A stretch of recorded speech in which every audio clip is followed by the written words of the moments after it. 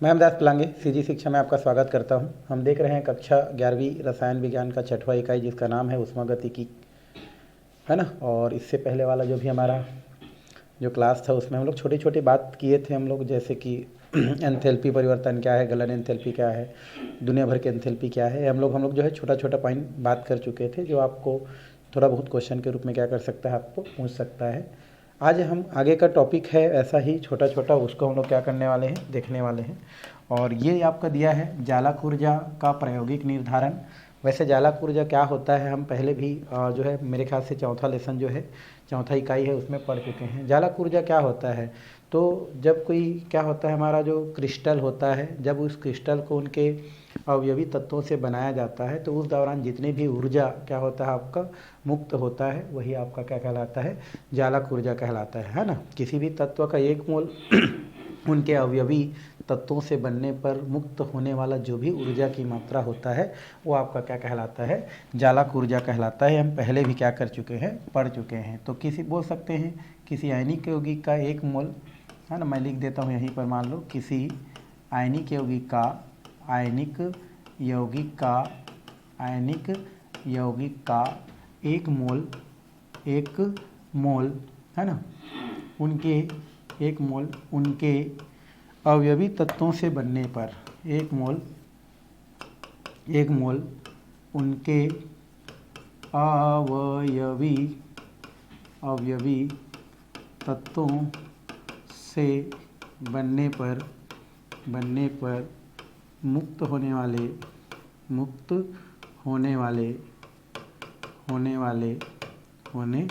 वाले ऊर्जा को क्या बोलते हैं हम लोग, जालक ऊर्जा कहते हैं। क्या कहते हैं उसको, जालक ऊर्जा कहते हैं। क्या कहते हैं को जालक ऊर्जा कहते हैं, जालक ऊर्जा कहते हैं।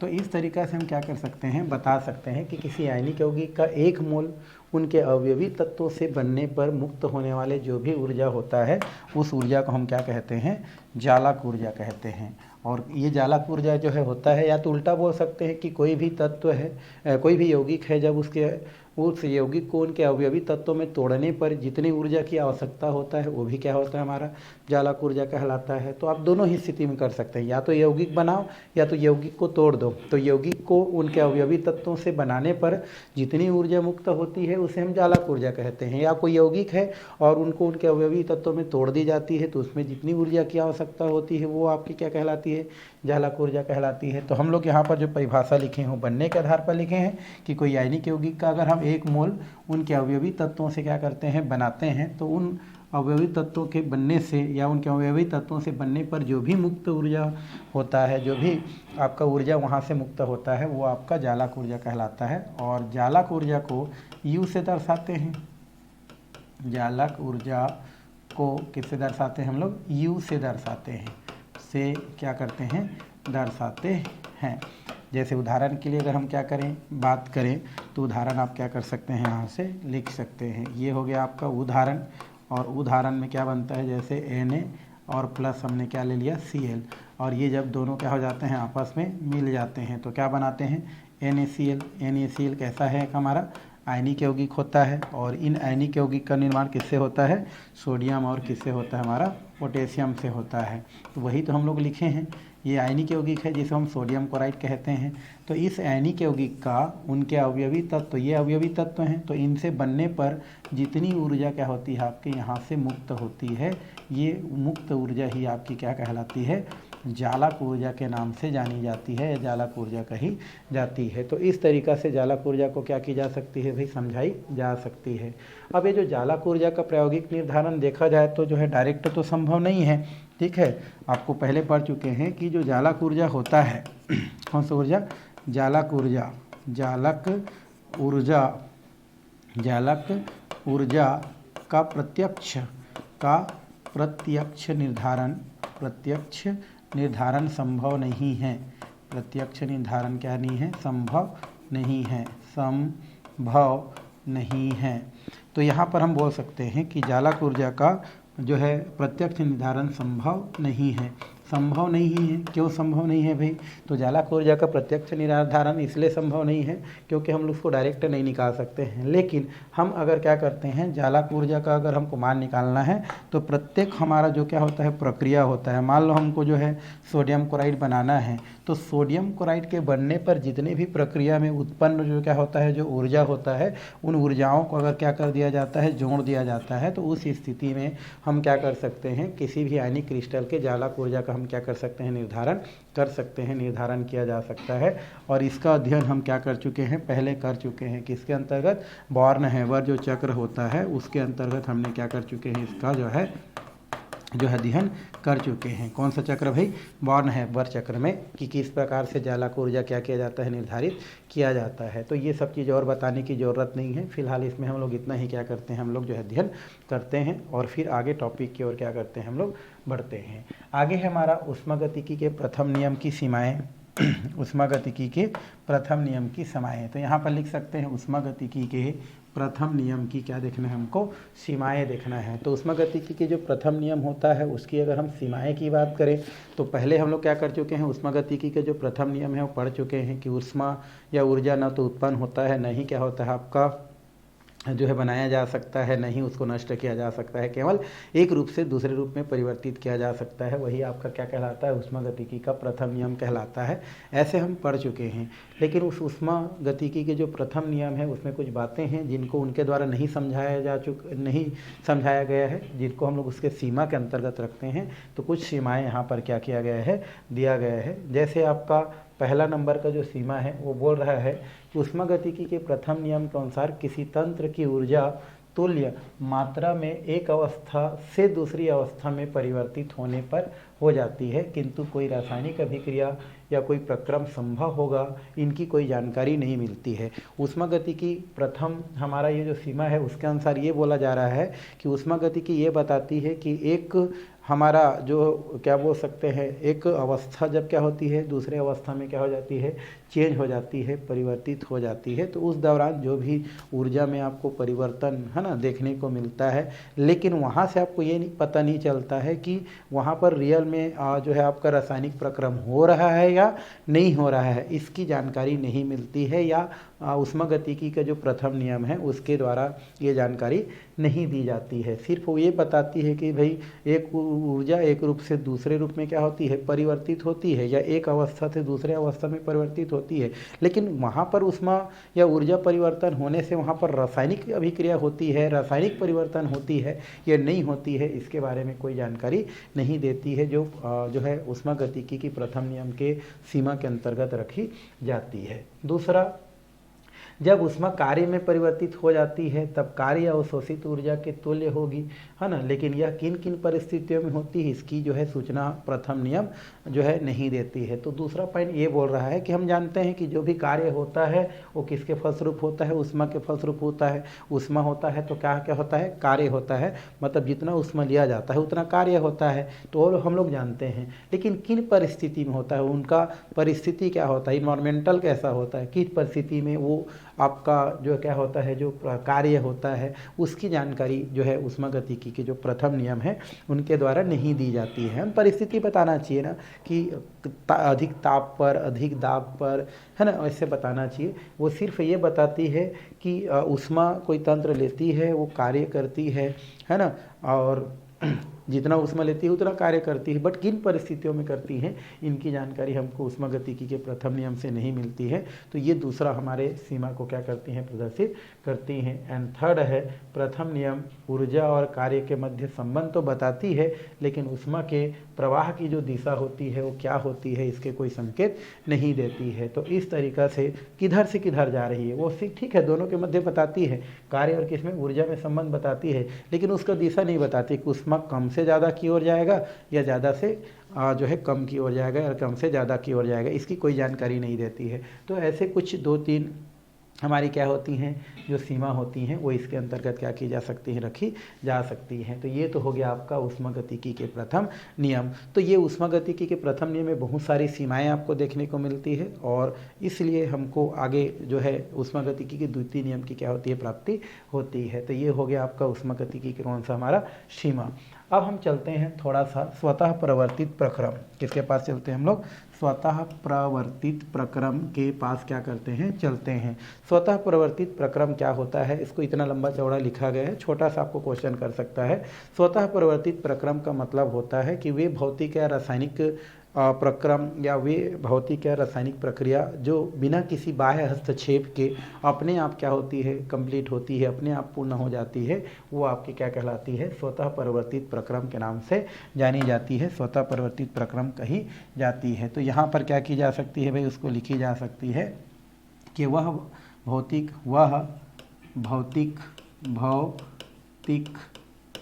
अथवा रासायनिक परिवर्तन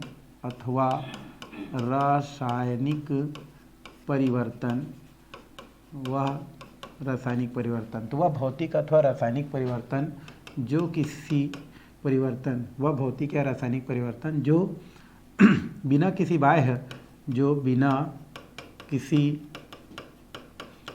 हस्तक्षेप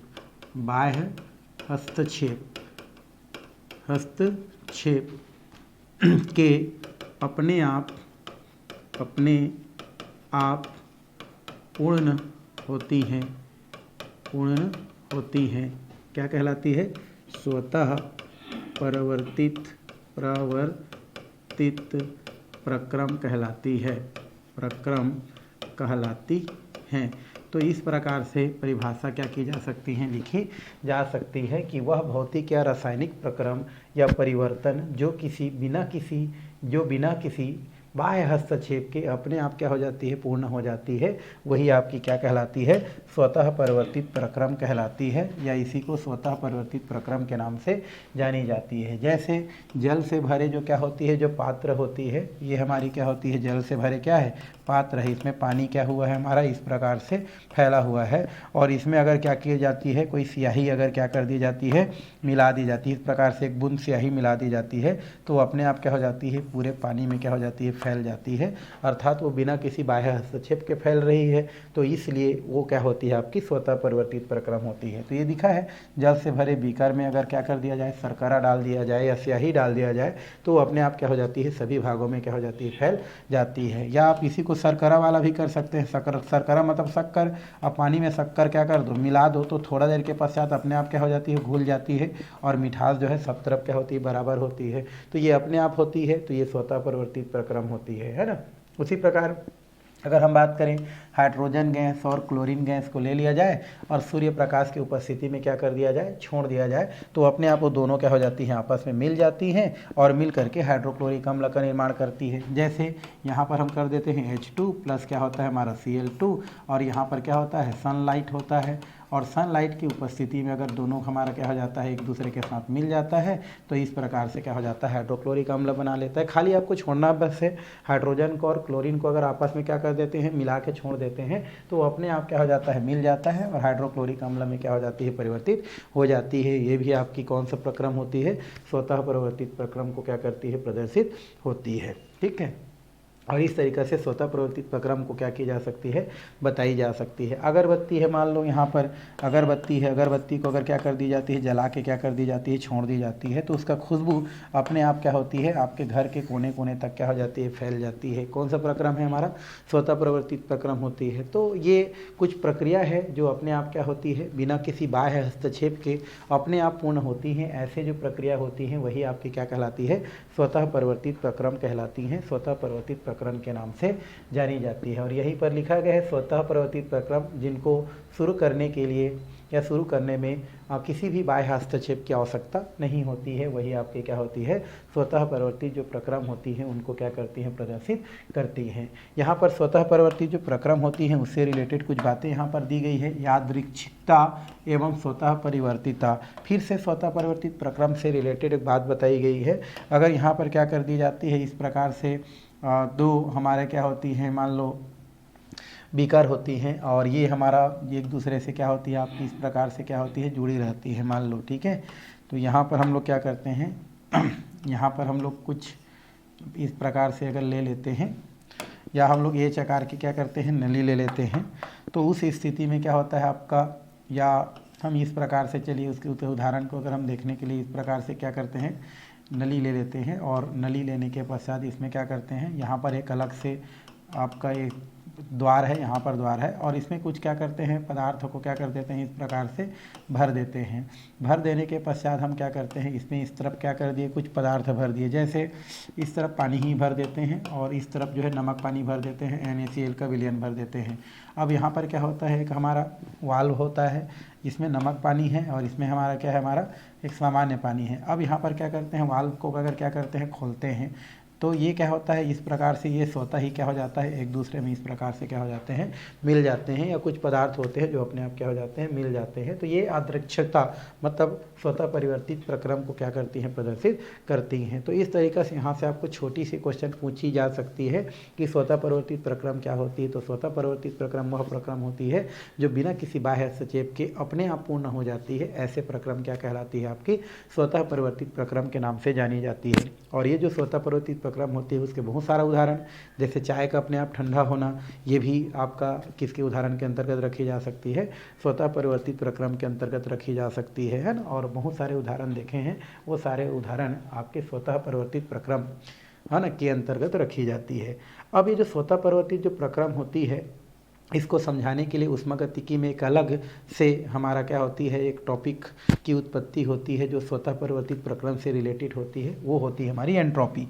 क्या होती है हमारी एंट्रोपी। तो एक नया यहाँ पर हमारे टॉपिक आती है भाई, वो क्या होना है हमारा एंट्रोपी। और ये एंट्रोपी किससे या किसको समझाने के लिए हम लोग बोल सकते हैं, स्वतः परिवर्तित जो प्रक्रम होता है उसको समझाने के लिए ये हम क्या करते हैं, एक नया ऊष्मागतिकी गुणांक या एक फलन जिसको हम लोग एंट्रोपी कहते हैं कि क्या होती है, उत्पत्ति होती है। तो अब हमको जानना है कि एंट्रोपी क्या होती है, एंट्रोपी किसे कही जाती है। तो चलते हैं किसके पास, हम लोग एंट्रोपी के पास। एंट्रोपी क्या होती है, किसे कही जाती है।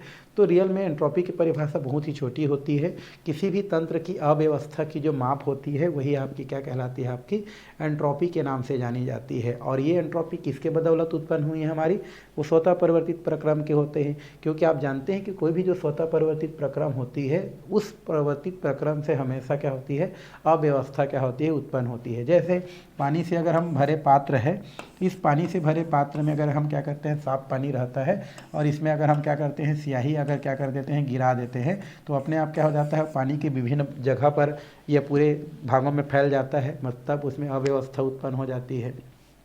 अगर हम बात करते हैं किसका, चाय का, हम लोग क्या करते हैं, कहीं जगह रख देते हैं तो पानी क्या हो जाती है, अपने आप फैल जाती है, तो अव्यवस्था। तो जनरली हमारी जो क्या होती है, आपकी जो स्वतः परिवर्तित प्रक्रम होती है उसमें अव्यवस्था ज़्यादा देखने को मिलती है। और उसी अव्यवस्था की जो माप होती है वही आपकी क्या कहलाती है, एंट्रोपी के नाम से क्या की जाती है, जानी जाती है। तो किसी भी तंत्र की, किसी भी निकाय की अव्यवस्था की जो माप होती है वो क्या कहलाती है, आपकी एंट्रोपी के नाम से जानी जाती है। तो यहाँ पर एंट्रोपी को क्या की जा सकती है, समझाई जा सकती है। तो यहाँ पर लिखी जा सकती है, किसी भी तंत्र, किसी तंत्र या निकाय की, किसी तंत्र या निकाय की अव्यवस्था की माप, अव्यवस्था की माप, ठीक है। तो किसी तंत्र या निकाय की अव्यवस्था की माप को, है ना, माप क्या कहलाती है, एंट्रोपी कहलाती है। तो एंट्रोपी किसी तंत्र या निकाय की अव्यवस्था की माप को, है ना, एंट्रोपी कही जाती है, एंट्रोपी कही जाती है या एंट्रोपी कहलाती है। तो किसी भी तंत्र की अव्यवस्था की जो माप होती है ये माप क्या कहलाती है, हमारी एंट्रोपी कहलाती है। एंट्रोपी के नाम से क्या की जाती है, जानी जाती है। तो एक छोटी सी क्वेश्चन यहाँ से पूछी जा सकती है, एंट्रोपी क्या होती है।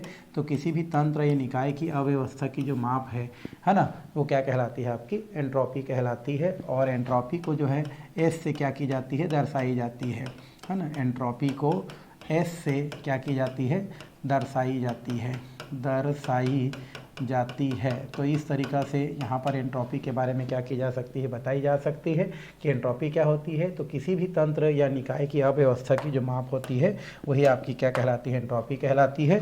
और ये जो एंट्रोपी होती है उसको संकेत के रूप में किससे दर्शाई जाती है, एस से दर्शाई जाती है। एंट्रोपी भी एंथैल्पी परिवर्तन के जैसे, एंथैल्पी के जैसे क्या होती है, एक अवस्था फलन होती है ना। एंट्रोपी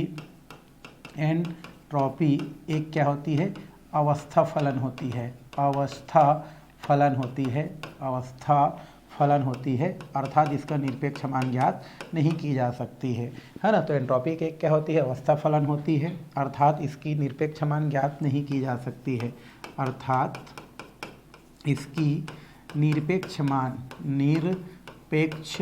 मान ज्ञात नहीं की जा सकती है, मान ज्ञात नहीं की जा सकती हैं, नहीं की जा सकती हैं, है ना। जो भी मान ज्ञात की जाती है प्रारंभिक और अंतिम अवस्था ही ज्ञात की जा सकती हैं। तो प्रत्यक्ष मान ज्ञात नहीं की जा सकती है, जो भी मान ज्ञात की जाती है, जो भी मान, है ना, प्रत्यक्ष मान ज्ञात नहीं की जा सकती है। प्रारंभिक और अंतिम अवस्था को क्या की जा सकती है, गणना की जा सकती है। प्रारंभिक और, है ना, अंतिम स्थिति को ज्ञात की जा सकती है, ज्ञात की जा सकती है। तो इस तरीक़ा से इसको क्या की जा सकती है भाई, बताई जा सकती है। मान लो क्वेश्चन करती है एंट्रोपी क्या होती है, तो किसी भी तंत्र की अव्यवस्था की जो क्या होती है, आपकी जो माप होती है, वही आपकी क्या कहलाती है, एंट्रोपी कहलाती है। और इस एंट्रोपी को जो है किससे दर्शाई जाती है, एस से दर्शाई जाती है।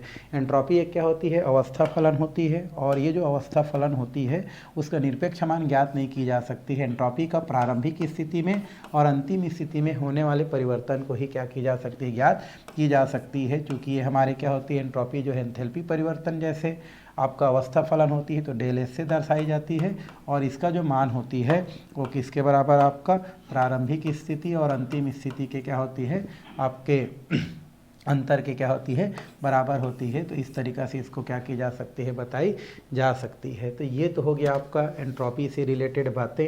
अब थोड़ा सा एंट्रोपी की जो क्या होती है, गणितीय रूप जो होती है उसको यहाँ से क्या की जा सकती है, बताई जा सकती है। तो यहाँ पर हम क्या लिख देते हैं भाई, एंट्रोपी का गणितीय रूप बड़ा नहीं है, छोटा ही है।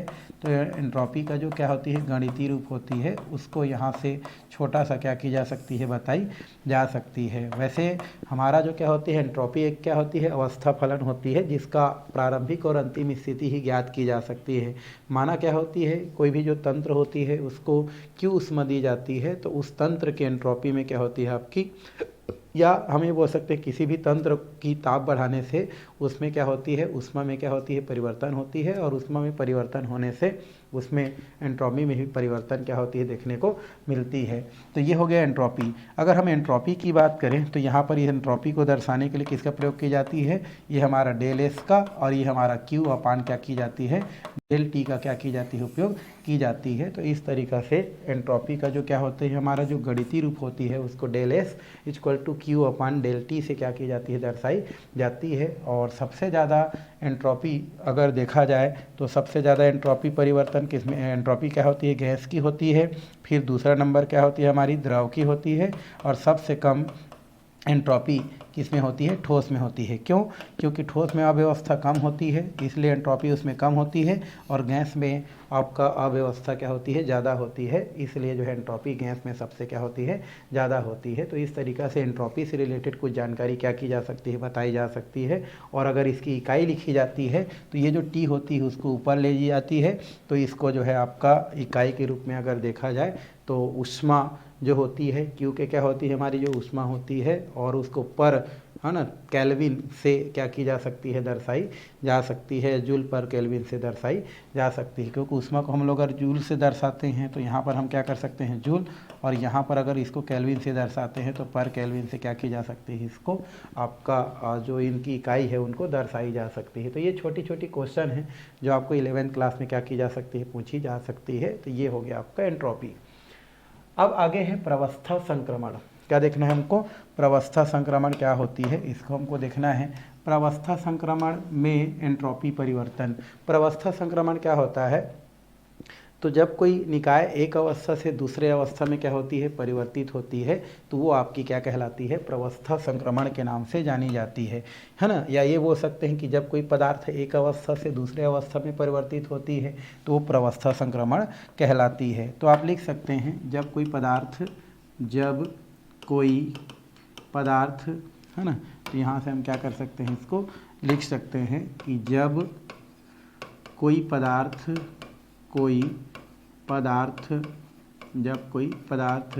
एक अवस्था एक अवस्था से दूसरी अवस्था में परिवर्तित होती है, दूसरी अवस्था में क्या होती है, परिवर्तित होती है, एक अवस्था से दूसरी अवस्था में परिवर्तित होती है। तो जब कोई पदार्थ एक अवस्था से दूसरी अवस्था में परिवर्तित होती है तो इसे, है ना, प्रावस्था संक्रमण कही जाती है। तो ये प्रावस्था संक्रमण कहलाती है। तो इसे प्रावस्था संक्रमण कहलाती। तो यह प्रावस्था संक्रमण कहलाती है, इसे प्रावस्था संक्रमण के नाम से जानी जाती है, प्रावस्था संक्रमण कही जाती है।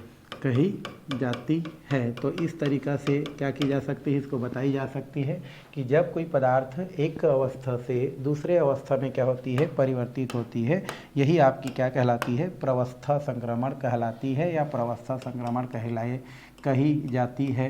तो इस तरीक़ा से प्रावस्था संक्रमण को क्या की जा सकती है, आपकी समझाई जा सकती है, बताई जा सकती है। तो ये हो गया हमारा कौन सा भाई, हमारा प्रावस्था संक्रमण। तो हमने क्या बताया, प्रावस्था संक्रमण क्या है, तो जब कोई पदार्थ एक अवस्था से दूसरे अवस्था में परिवर्तित हो जाती है या किसी पदार्थ का एक अवस्था से दूसरे अवस्था में परिवर्तन प्रावस्था संक्रमण कहलाती है। तो जैसे भी आपको अच्छा लगे आप क्या कर सकते हैं, इनके परिभाषा लिख सकते हैं। और यहाँ पर कुछ प्रावस्था संक्रमण दी जा रही है जिनको हमको 1 बाय 1 करके क्या करना है, देखना है। पहला है हमारा गलन की एंट्रोपी। क्या है हमारा, गलन की एंट्रोपी। तो गलन की एंट्रोपी क्या होती है, इसको हमको जानना है कि गलन की एंट्रोपी क्या होती है, किस प्रकार से होती है। गलन मतलब क्या होता है भाई, पिघलना। तो गलन की एंट्रोपी वह एंट्रोपी परिवर्तन होती है जिसमें एक मूल ठोस का, है ना, आपका द्रव में क्या होती है, आपका परिवर्तन हो जाती है। तो वो क्या कहलाती है, आपकी गलन की एंट्रोपी कहलाती है। मतलब वह एंट्रोपी परिवर्तन जिसमें एक मूल ठोस पदार्थ का एक मूल गैस पदार्थ में परिवर्तन होना क्या कहलाती है, आपकी गलन की एंट्रोपी कहलाती है। तो इसको क्या की जा सकती है, लिखी जा सकती है कि वह एंट्रोपी परिवर्तन, वह एंट्रोपी परिवर्तन, वह एंट्रोपी परिवर्तन जिसमें, वह एंट्रोपी परिवर्तन जिसमें एक मोल ठोस पदार्थ का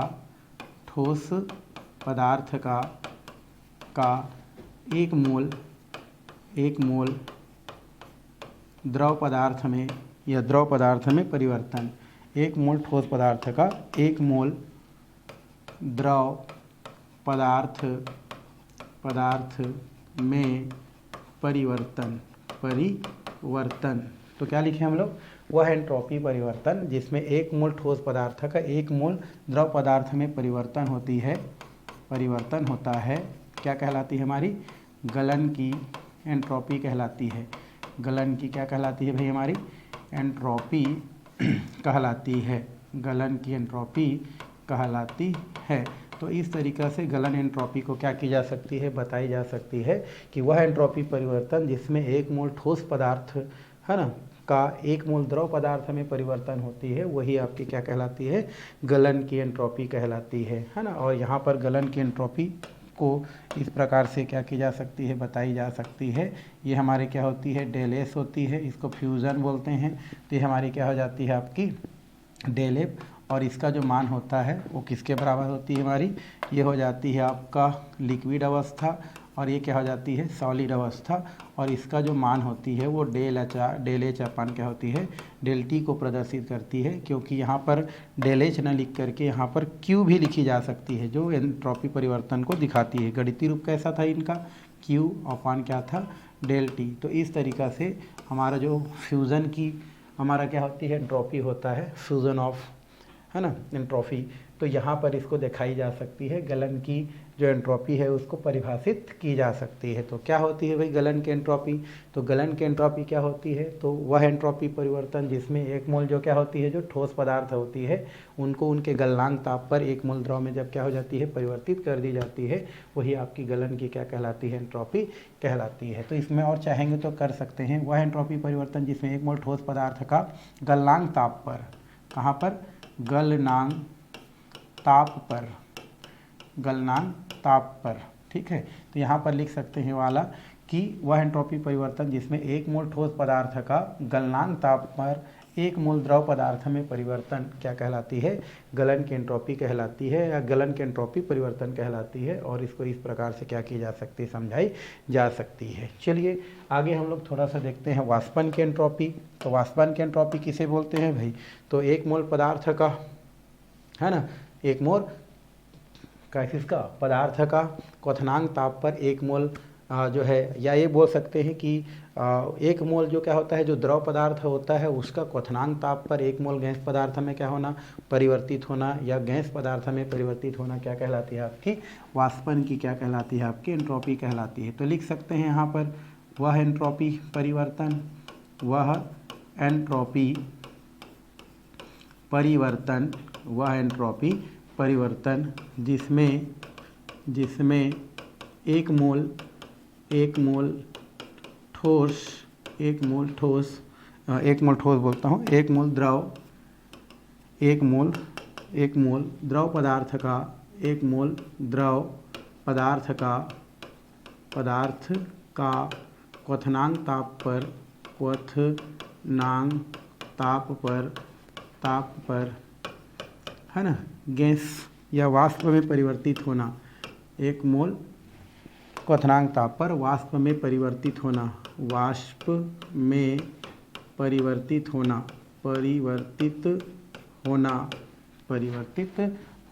क्या कहलाती है हमारी भाई, होना, वाष्पन की एंट्रोपी कहलाती है। तो इस तरीक़ा से एंट्रोपी जो हमारे क्या होती है, वाष्पन की एंट्रोपी है, उसको क्या की जा सकती है, बताई जा सकती है कि इसमें क्या ली जाती है, एक मोल को क्या ली जाती है, द्रव पदार्थ ली जाती है, और उस एक मोल द्रव पदार्थ को जो भी क्वथनांक ताप होती है, जब उस क्वथनांक ताप पर उसको वाष्प में क्या कर दी जाती है, परिवर्तित कर दी जाती है, वही आपकी क्या कहलाती है, आपकी वाष्पन की क्या कहलाती है, एंट्रोपी कहलाती है। जहाँ उदाहरण के तौर पर पहले जैसा क्या की जा सकती है, लिखी जा सकती है, ये हमारी क्या होती है, डेल एच, है ना, डेल एस बोलते हैं इसको, क्या बोलते हैं हम लोग, डेल एस, जिसको हम लोग क्या बोलते हैं, इसको वाष्पन को वेपोराइजेशन बोलते हैं, तो VAP। और यहाँ पर हम क्या कर सकते हैं, इसको S, ये हमारा क्या होती है, आपकी गैस होती है, और ये कहाँ से बनती है, लिक्विड से बनती है, और इसका जो मान होता है और डेल एच अपान क्या होती है, डेल टी के क्या होती है, बराबर होती है। क्यों, क्योंकि Q बराबर डेल एच भी लिखी जा सकती है। तो ये हमारी क्या होती है भाई, वाष्पन की क्या होती है, आपकी एंट्रोपी होती है। ठीक है, तो वाष्पन की एंट्रोपी हो गया। अब हमको क्या देखना है, ऊर्ध्वपातन की एंट्रोपी। ऊर्ध्वपातन की एंट्रोपी क्या होता है, तो हम बोल सकते हैं कि एक मोल जो भी क्या होता है, हमारा जो ठोस पदार्थ होता है उसको बोल सकते हैं, उनके एक क्वथनांक ताप पर बोल सकते हैं, एक ताप पर उसको जो है एक मोल जो भी पदार्थ होता है उसको सीधे गैस में परिवर्तित करना या वाष्प में परिवर्तित करना क्या कहलाती है, आपकी ऊर्ध्वपातन की एंट्रोपी कहलाती है। मतलब एक मोल ठोस पदार्थ का सीधे, है ना, गैस में क्या होती है, जो परिवर्तन होती है, वो परिवर्तन आपकी क्या कहलाती है, आपकी ऊर्ध्वपातन की क्या कहलाती है, एंट्रोपी कहलाती है। तो यहाँ पर लिख सकते हैं हमारा एक मोल ठोस पदार्थ का, एक मोल किसका भाई, ठोस पदार्थ का एक मोल ठोस पदार्थ का सीधे है ना, वाष्प में परिवर्तन